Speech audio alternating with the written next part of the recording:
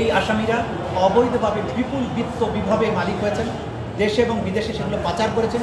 সেগুলোকে উদ্ধার করে এই ভিকটিমদের মধ্যে বিতরণ করার জন্য আদালতের কাছে আমরা আদেশ চেয়েছি। তো যদি প্রত্যেকটি হত্যার দায়ে একবার করে মৃত্যুদণ্ড হয়, তাহলে 1400 মানুষকে হত্যার দায়ে অন্তত 1400 বার মৃত্যুদণ্ড হওয়া উচিত।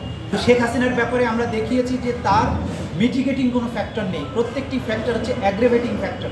3 জন আসামির মধ্যে প্রধান আসামি শেখ হাসিনা, যিনি ছিলেন অপরাধের নিউক্লিয়াস, কারণ তাকে কেন্দ্র করেই সমস্ত অপরাধগুলো সংগঠিত হয়েছিল। ঘটনা ঘটার পরে বাংলাদেশ থেকে অপরাধ সংগঠনের পরে পালিয়ে যাওয়ার পরেও ভারত থেকে তিনি ক্রমাগত এই আন্দোলনকারীদেরকে তিনি হত্যার হুমকি দিয়েছেন। যারা বিচারিক আদালতে এই হত্যাকাণ্ডের বিচার চেয়ে মামলা করেছেন তাদেরকে নির্মূল করার কথা বলেছেন, তাদের বাড়িঘর জ্বালিয়ে দেওয়ার কথা বলেছেন। বোঝা যাচ্ছে যে হত্যাকাণ্ড এতগুলো মানুষ মেরে মানবতা বিরোধী অপরাধ করার পরেও তার মধ্যে ন্যূনতম অনুশোচনা নেই। তিনি একজন হার্ড নট ক্রিমিনালের ভূমিকায় অবতীর্ণ হয়েছেন। সুতরাং এই ট্রাইব্যুনালের মামলায় তিনি যেহেতু সকল অপরাধীদের প্রাণভোমরা ছিলেন, সুপার স্ট্রাকচারের সকল স্ট্রাকচারের উপরে অবস্থান করতেন, তিনি অপরাধের নিউক্লিয়াস ছিলেন, তাকে চরম দণ্ড এই আইনে যেটা আছে সেটাই দেয়া শ্রেয়। ওয়ালটন এখন দেশের সীমানা পেরিয়ে পৌঁছে গিয়েছে 50টিরও বেশি দেশে। ওয়ালটন, ঘরে ঘরে বিশ্বজুড়ে।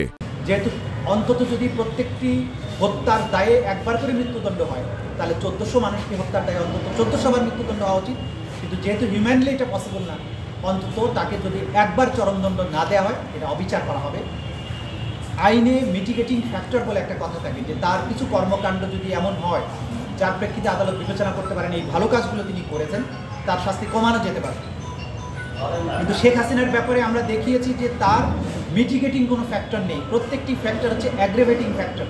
অর্থাৎ যে কোনো ফ্যাক্টরকে যদি বিবেচনা করা হয় তাহলে দেখা যাবে তার অপরাধে তার শাস্তি পরিমাণটা বাড়ানো দরকার, কমানোর কোনো সুযোগ নেই।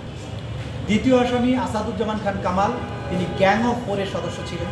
তার বাসায় বসে এই হত্যাকাণ্ডের পরিকল্পনা করা হয়েছে, ড্রোন মোতায়েনের সিদ্ধান্ত হয়েছে, হেলিকপ্টার মোতায়েনের সিদ্ধান্ত হয়েছে, এবং তিনি নিজে গ্রাউন্ডে গিয়ে দেখেছেন সঠিকভাবে হত্যা করা হচ্ছে কিনা।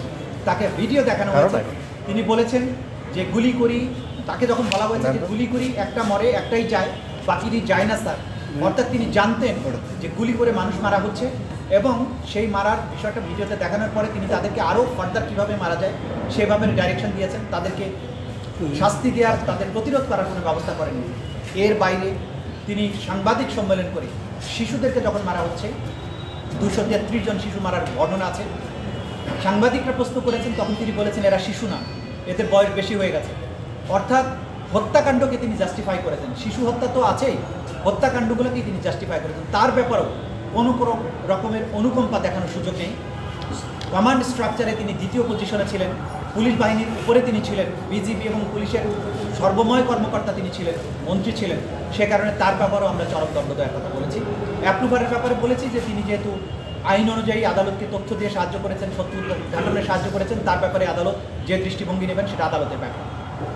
এর মাধ্যমে আমরা এই দীর্ঘদিনের এই সাক্ষ্য প্রমাণ আমি শেষ করেছি। ক্ষতিপূরণের ব্যাপারে বলেছি, যেহেতু যারা শহীদ হয়েছেন তারা হয়তো কেউ পরিবারের সবচাইতে ব্রাইট, তারা পরিবারের আলোর প্রদীপ ছিলেন, তাকে কেন্দ্র করে পরিবারগুলো স্বপ্ন বুনেছিল, ভবিষ্যতে পরিবারের দায়িত্ব নিতেন তারা। সুতরাং এই পরিবারগুলোর ক্ষতিপূরণের জন্য আসামিদের সম্পদ থেকে সম্পদ নিয়ে তাদের ক্ষতিপূরণ দেওয়া উচিত।